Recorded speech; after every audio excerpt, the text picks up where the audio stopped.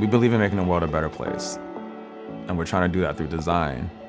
But the world for us starts with our company. Our first product, Wayband, is a wearable haptic navigation device for the blind and visually impaired. We had gotten an article published, and it had made its way to this guy, Simon Wheatcroft.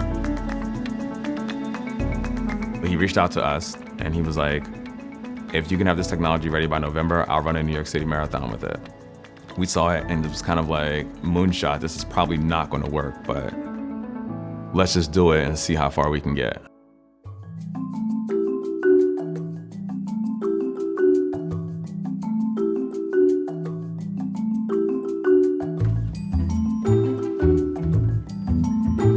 In Keith's story, I see a microcosm that reflects a greater macrocosm in terms of an emerging set of values. What we found is that everyone has a set of tensions in their work and life. Things like making a living and making a life, or fulfilling the organization's needs and the needs of the individual. We navigate those tensions using our own unique strategies. For example, working remotely, learning new skills, or self-care.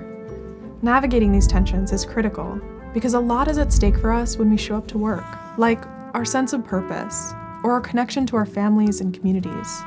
And for me and this organization, this is why we should care about designing a more enlightened way of working. We see a company as a vehicle to design life with, as opposed to something to conform to. WearWorks is really thinking holistically about navigating their tensions. For example, when it comes to a tension like making a living and making a life, what kinds of cultural practices and policies need to be in place to support a strategy like flexible or remote work? At WearWorks, we have this policy called Wherever Works. And the basic idea is that we don't really care where people are as long as the work gets done. By doing so, we make our employees ridiculously happy, and by doing that, we get the best work from people. We're seeing that people everywhere are challenging these inherited default ways of working. They want access to more choices, more agency, the freedom to decide how they want to work.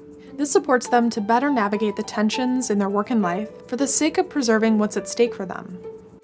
We did a 6-month sprint. And on November 5th, 2017, Simon ran the first 15 miles of the New York City Marathon without any sighted assistance. Working with the blind and visually impaired was a wonderful challenge.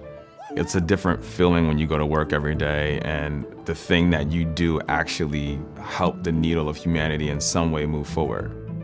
WearWorks embodies what an enlightened way of working means for people out in the world today.